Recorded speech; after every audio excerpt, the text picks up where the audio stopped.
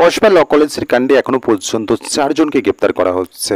মূল অভিযুক্ত তো শাসক দলের ছাত্র নেতা, সেটা তো স্পষ্ট হয়ে গিয়েছে। শাসক দলের সাথে যোগসূত্র সেই জিনিসটা স্পষ্ট হয়ে গিয়েছে যখন বিরোধীরা একের পর এক ছবি প্রকাশ্যে আনে শাসক দলের তাবর তাবর নেতা নেত্রীদের সাথে। এই যে কসবা ল কলেজের মূল অভিযুক্ত, তার সাথে দেখা যাচ্ছে, সেক্ষেত্রে কিন্তু শাসক দল এই জিনিসটা ঝেড়ে ফেলার একটা প্রয়াস কিন্তু করেই চলেছে। পাশাপাশি তারা কিন্তু অন্য একটা জিনিসকে সামনে রাখছে। এই সাম্প্রতিককালের ঘটনার ফলে শাসক দল যে অস্বস্তির মধ্যে পড়েছে এটা বলার অপেক্ষা রাখে না। স্বাভাবিকভাবেই শাসক দল এই যে অস্বস্তি, এটার মাত্রা কমাতেই কার্যত তারা কি করছে, বিরোধীরা যখন এই যে শাসক দলের বিভিন্ন নেতানেত্রীর সাথে এই যে কসবা ল কলেজের ঘটনার মূল অভিযুক্তর ছবি, সেই সমস্ত জিনিসগুলো সামনে রাখছে, তারাও কিন্তু এই জিনিসটা সামাল দিতে কার্যত ময়দানে নেমে পড়ছেন। তারাও কিন্তু সাম্প্রতিককালের এই যে সুকান্ত মজুমদারের সাথে একজন ব্যক্তির ছবি, এবং পরবর্তীতে দেখা যাচ্ছে যে ওই যে সুকান্ত মজুমদারের সাথে ছবিতে থাকা একজন ব্যক্তি, সে কিন্তু সোনার দোকানে লুট করতে গিয়ে ধরা পড়ছে। সেক্ষেত্রে কিন্তু সেই জিনিসটাকে শাসক দল আরো বড় করে দেখানোর চেষ্টা করছে।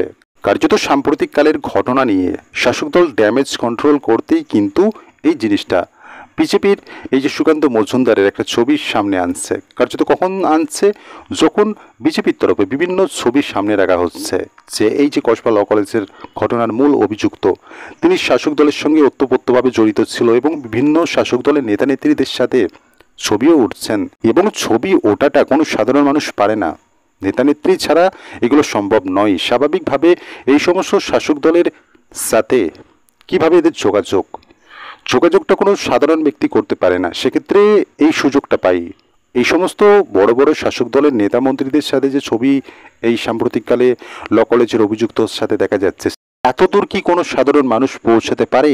শাসক দলের প্রথম সারির নেতা নেত্রীদের সাথে ছবি উঠছে, তো স্বাভাবিকভাবেই বড় নেতা না হলে কার্যত এই জিনিসটা সম্ভব নয়। সেই সুযোগটা কোনো সাধারণ নেতা বা কর্মী পান না।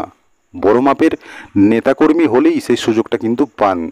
স্বাভাবিকভাবেই এই ঘটনাটা যখন সামনে আসছে যে এই যে কসবা ল কলেজের ঘটনার মূল অভিযুক্ত সে শাসক দলের ছাত্র নেতা, এই জিনিসটা কিন্তু ঝেড়ে ফেলতে চেয়েছিল শাসক দল। কার্যত বিজেপি যখন একের পর এক প্রমাণগুলোর সামনে রাখছে, ছবির সামনে রাখছে, সেক্ষেত্রে কিন্তু শাসক দল কার্যত এই জিনিসটা শাসক দল মানতে বাধ্য হলো এবং বলে দেওয়া হচ্ছে শাসক দলের তরফে যে শাসক দলের সঙ্গে ওই যে কসবা ল কলেজের অভিযুক্ত বা ছাত্র নেতা, তার সাথে শাসক দলের সাম্প্রতিক সময়ে আর সম্পর্ক নেই, সম্পর্ক শেষ হয়ে গিয়েছে 2022 সালে। এরকম একটা জিনিস কিন্তু শাসক দলের তরফে আনা হচ্ছিল। প্রথম দিকে কিন্তু অস্বীকার করেছিল যে শাসক দলের সঙ্গে কোনো সম্পর্ক নেই। ফেরাদ হাকিম তো বলেই বসছেন, শাসক দল যারা করে তারা এই সমস্ত ঘটনা করেই না।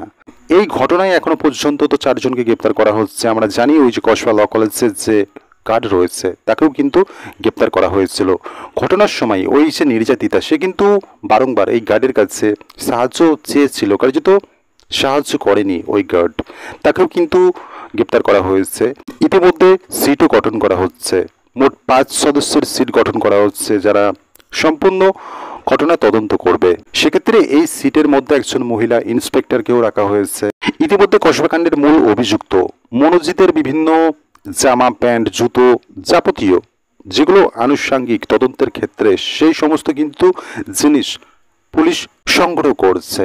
এবং সবথেকে বড় বিষয় হলো এই যে কসবাকাণ্ডের মূল অভিযুক্ত, ঘটনার সঙ্গে তার যে জড়িত থাকা সেই প্রমাণটা কিন্তু আরো জোরালো হচ্ছে যখন কসবা ল কলেজের কিছু সিসিটিভি ফুটেজ সামনে আসছে। পুলিশ সেই সমস্ত ফুটেজ হাতে পাচ্ছে, কার্যত এই জিনিসটা প্রমাণ হয়ে যাচ্ছে যে এই ব্যক্তি ওই ঘটনাস্থলে ছিল এবং সে এই সমস্ত ঘটনা ঘটিয়েছে।